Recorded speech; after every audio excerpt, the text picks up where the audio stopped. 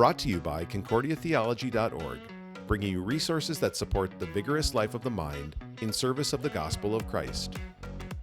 Welcome to Lectionary Kickstart. We're sparking your thoughts for Sunday as you plan your sermon or teaching lesson. I'm your host and producer, Jessica Bordolo, here with Dr. David Schmidt and Dr. Peter Napsker. They're both professors of homiletics here at Concordia Seminary, St. Louis. You can hear all about us in our introductory episode, but trust me, they are pretty good preachers. All right, let's get started. David, where are we in the church year? We are at the fourth Sunday after Pentecost, a time when the church is celebrating the work of the Holy Spirit and the lives of God's people for the sake of Christ's mission in the world. And Peter, what are the texts this week? The texts are from Isaiah 66, Galatians 6, Luke 10, and Psalm 66. As always, I ask each of you to tell me which text you would choose to preach about. To determine who goes first this week, our Old Testament reading talks about peace like a river. The Psalm talks about passing through the river on foot. Have you guys ever gone boating on a river? Not a lake or a pond or the ocean, but a river. Yeah. Oh, yeah. I have. Convince me that your answer is best. In high school, we would go on float trips on a river, and it was just kind of fun. In and out of the canoe. We had a canoe, and we were in and out of the canoe all the time. That was good. Nice. Peter convinced me that you should win. Okay, so up in Minnesota, the St. Croix River divides Wisconsin and Minnesota, and we had some good friends in our congregation who would camp every summer right on the river. There was kind of an island where they'd take a boat across, and then we would camp out on this river, and they had a boat that you could ski behind, and we'd go up and down the St. Croix River skiing and goofing around and a little bit of fishing. But those were a lot of fun. Sweet. I spent a summer taking high school groups whitewater kayaking. Oh, that sounds fun. It sounds like Peter's adventures are a little bit more intense, so I'm going to say Peter wins. You get to right. go first. All right. Well, I'm going to suggest now. I didn't plan on having a number of sermons in a row on Galatians. Okay. So I didn't plan a series ahead for this, but it just so happens each time I've looked at the text the last couple of weeks, I've thought, I kind of like that Galatians text. And so I'm going to go with the Galatians 6 text again. And maybe we could start, Jessica, if you would just read the first two verses from Galatians chapter 6. Brothers, if anyone is caught in any transgression, you who are spiritual should restore him in a spirit of gentleness. Keep watch on yourself, lest you too be tempted. Bear one another's burdens, and so fulfill the law of Christ. All right. Have you guys ever had an accountability partner? I had one for cussing. Oh, that man. jar got really full. I know, and I just cussed when they weren't around. Yeah, I had a friend up in Minnesota, Bob, another pastor. We would go to these YMCA exercise classes together, and kind of hold each other accountable. Accountability is really a good thing. It's we all kind of need it. We all fall short in various ways. But I was thinking about this text, these couple verses in Galatians 6, and these verses describe a group of people, a church, in which there is accountability, but in a way that is good and right and healthy. Okay? And so I was thinking about the existence of accountability partners. We all kind of get that concept in our culture. And so I think that could be a setting off point for thinking about kind of church accountability or Christian accountability or something where you could help people say, yeah, this society's got this straight, but let's talk about what this looks like as Christians. Because it seems to me at least that there's two ways to go wrong when it comes to holding each other accountable. Either we lean too far to the side of I'm not going to hold you accountable at all, and that's not very loving. Or I'm going to eat junk food with you. Right, I'm going to eat junk food with you, right. Or we are so interested in holding others accountable. Right. And we become kind of judgmental or legalistic. Slave masters. Right. Yeah. And so, you kind of both sides are kind of not quite getting the Christian community right. And so it seems like this could be a time where you could help people think about what kind of community are we? What kind of love do we show each other? What kind of accountability do we practice with one another? So that's kind of what I'm thinking about for the sermon. I thought in terms of organizing it, We talked last week about sermon structures. The logic of process, I think, actually you could walk through with these two verses and show kind of people are at various stages in this path of accountability, and you could help people kind of meet people where they're at along the way. But, there's kind of the overeager accountability partner, and there's the overindulgent accountability partner, and then there's the kind of, the healthy or the appropriate or the helpful accountability partner. You could frame this in a couple different ways. Yeah, I mean, for me, the quality I would want is I would want somebody who has had life experience with the struggles that I'm trying to go through. That, to me, would be kind of what I was searching for. Yeah, hold on to that thought. Okay. Because I think that's a good thought, and it could help make this first. So, Good. as I put it, I kind of have 4 moves in the sermon to in the think process. about. In the process. Okay. To look from Is these it two it's texts. the process of becoming an accountability partner, or the process of being having one. it, of being an accountability partner? Because Does that include like being a parent or a spouse that are kind of built-in accountability people? I think it could be. I mean, Paul's talking, he says, brothers, if anyone's caught in a transgression, you who are spiritual should restore him. So we're talking about in the church, someone, well, first of all, let's just start with that first. A brother or sister who is caught in a transgression. The idea here is that they're caught, they're overtaken, they're even surprised. And this implies that you know these people, right? And so whether it's a member of your family or someone this doesn't even work. And this is where the overeager accountability partner maybe is overeager because they don't even actually know who they're trying to hold accountable. And so this implies that people know each other. There's already a relationship. Right. And I like the language there that Paul uses. The caught, it also could be kind of overtaken, even surprised. And that's where I thought of the comment you just made, David, about this might catch you by surprise, but I've been there. Right. And Right. I speak from a little bit of experience. And so it's not me talking into someone's life that I don't know anything about. But maybe you can empathize a little bit and you can share from your experience. Yeah, so being an accountability partner begins with either begins with a shared experience or begins with a relationship. It totally makes sense what you're saying about accountability being more meaningful when it comes from somebody who knows what you're going through. My brother worked at a drug rehab center with the new guys that came in. It was a residential rehab, so they actually lived there for 18 months to go through the program. And he was able to walk with them through those months of difficulty because he had gone through that same drug rehab program, and that's pretty much what saved his life. His experience with the same kinds of temptation gave validity to the accountability he offered. And maybe it's helpful to help people, especially lean into the same kinds of struggles that others have experienced. So you've got, it begins with a brother, so there's a relationship. It begins with care and concern. The next move would be to look at what the second half of that first verse. You who are spiritual should restore him in a spirit of gentleness. Paul doesn't say you should attack him.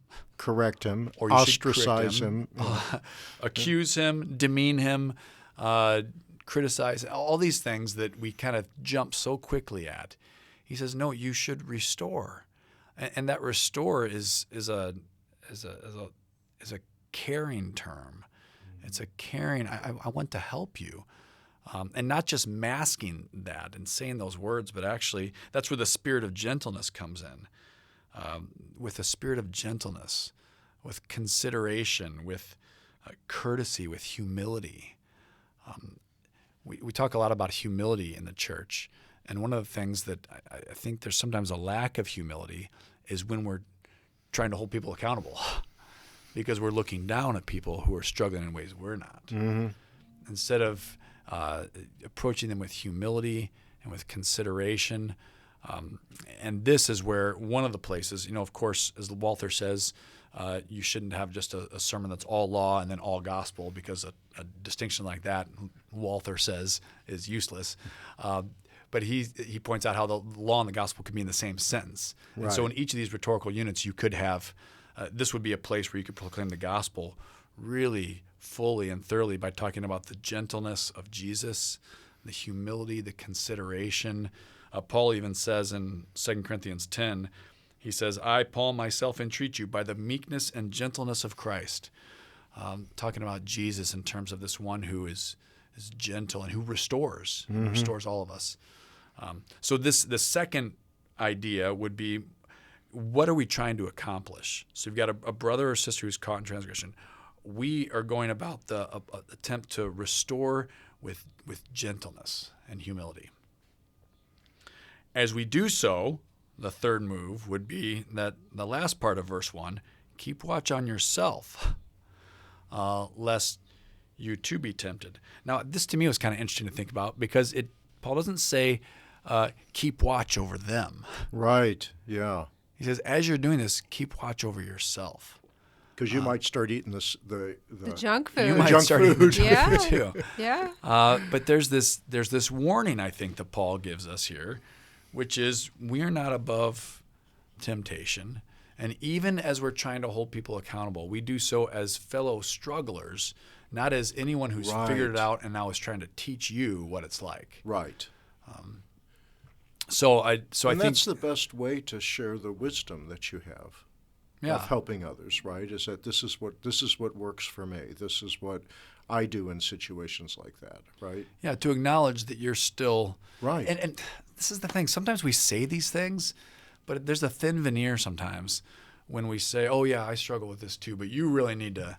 No, I mean this it's really a spirit of the gentleness, the spirit of humility and meekness.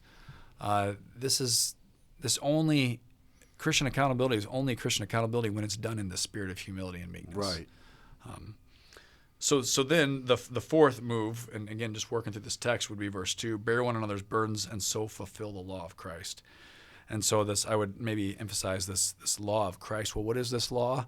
Well, it's a law of love. This is back to last week's love one another with your freedom. And the law of Christ is a law that by which Jesus lovingly gave everything to restore his people and to humbly and meekly and gently restore us to God, restore us to one another, restore us to life. And when we do this kind of Christian accountability, mutual accountability, then we're actually participating in this work of restoration that Jesus himself has accomplished for us. So I think the main goal here would be to help people actually act like and live like the body of Christ in humble, honest, accountable, caring, gentle ways. I think that is so helpful because a lot of times when we come into church, we're coming from an individualistic culture, and so we come into a church thinking about what am I going to get, right? And this calls us to recognize that we're joined to one another in a community, and the community that we have, that we've been given by God, is a place where we have roles and responsibilities that we can lovingly share with one another. And so it shatters our idea of it's just me and Jesus, and it opens up for us the Christian life as a mutual conversation and walk with one another in discipleship. I think that's beautiful. Yeah, and we just celebrated July 4th, or a couple of days earlier. Last week we talked about kind of beforehand, but this is on the back end, where this kind of life we have together is not this fierce independent life. It's this life of mutual dependence and care for one another. I know a married couple who confess their sins to each other and then speak God's absolution to each other. And it's a way of accountability, not so much as tell me what you've done wrong each day, but like they would bring their sins to each other and then forgive each other. I thought that was beautiful. Yeah, that's exactly, that kind of concrete example of what this looks like. That's where having you might even, when you think about preaching this, have in mind either a healthy couple like that, or a friend that you have, or some people who actually practice this accountability in a healthy Christian way, even if you don't ever mention them, just to kind of have in mind what you're trying to lead your people toward might be helpful. Great. Thank you, Peter. David, what about you?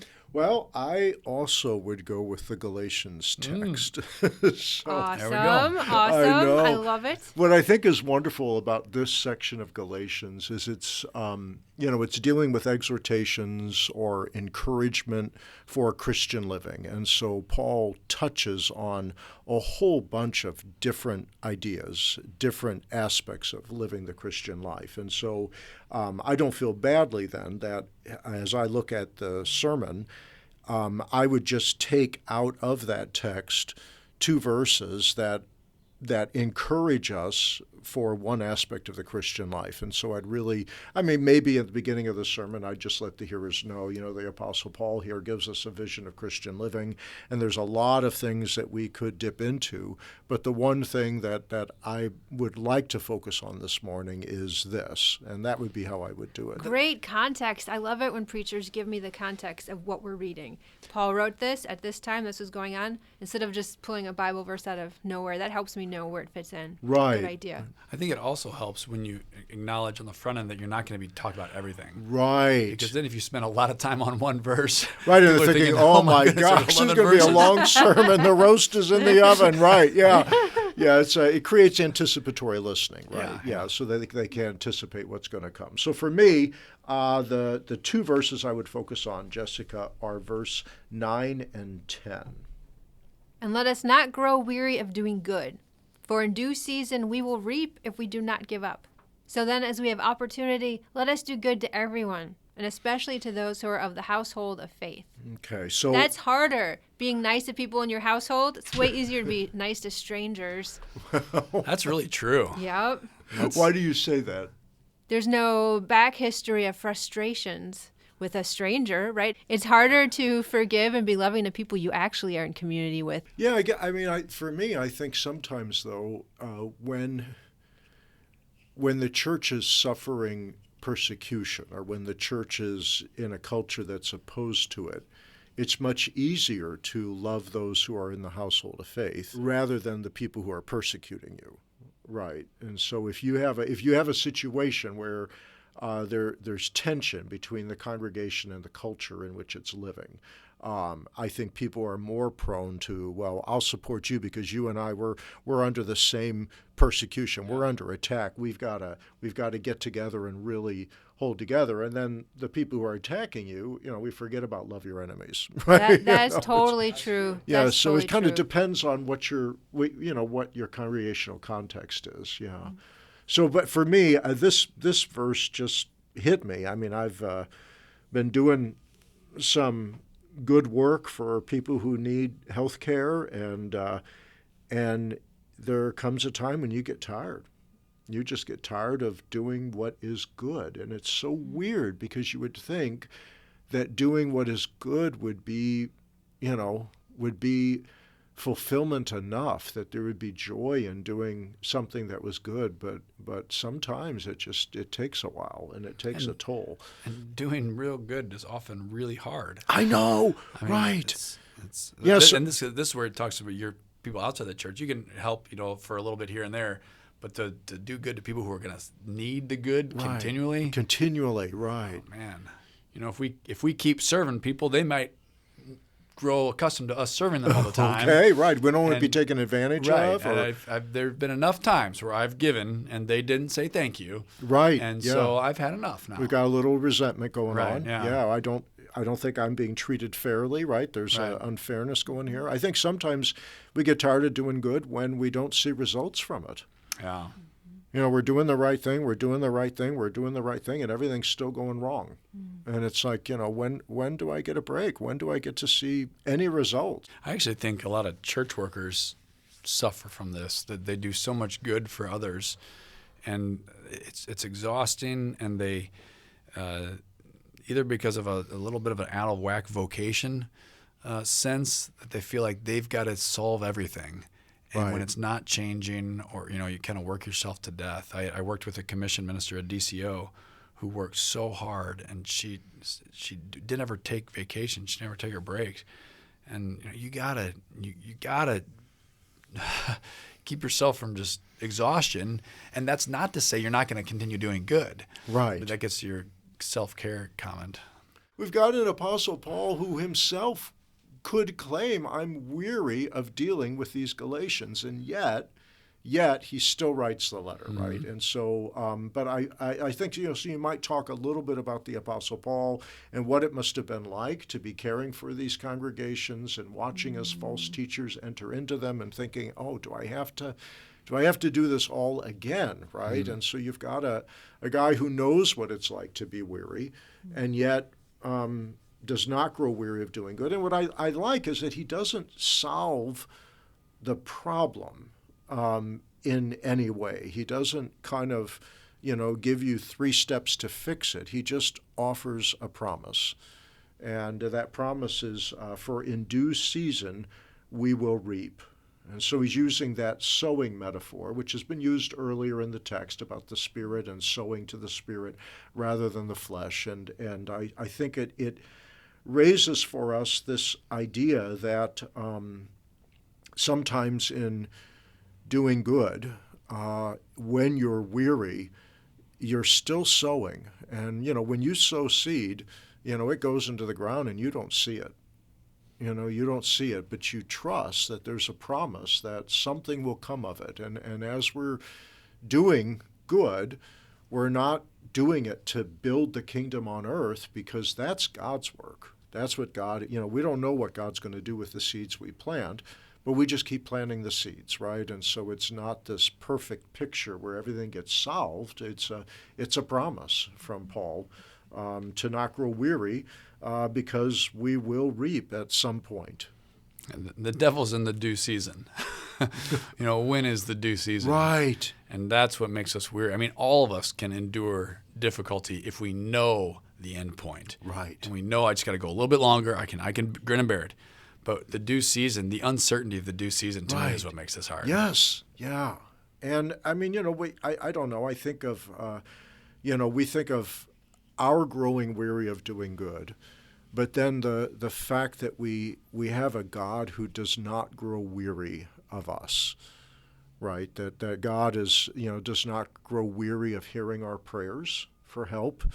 He does not grow weary of extending himself in love. It's beautiful to think of Jesus as one who's in it for the long haul. This Bible passage that we're focusing on, how the Lord will use it in the future, but I'm planting a seed.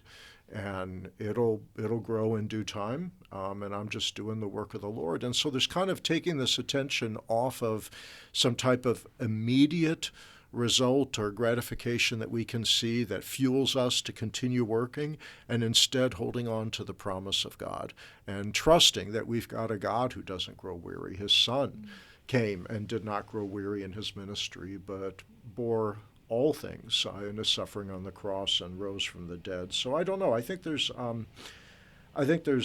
some type of encouragement. I will say too, I like your emphasis on verse 10 because it locates both.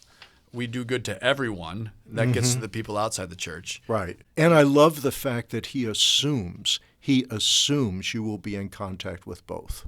Yeah. Right. The Christian life, you will be in contact with those who are not part of the household of faith, and you will do good for them as you have opportunity, and you will also be in contact with those who are of the household of faith. See, that's actually kind of important to note, because sometimes when we look at Paul's epistles, we note that he's only talking generally to Christian congregations. Right.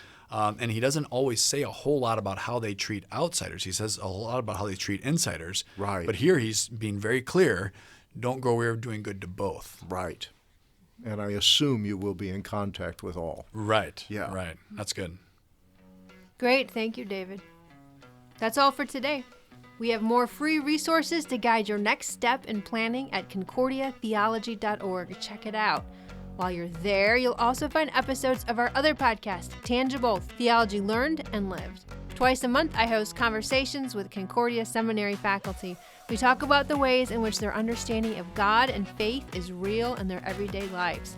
In a recent episode, I talked with Dr. Rick Mars about his new Bible study that has to do with total wellness, and it ties into what David said about not growing weary.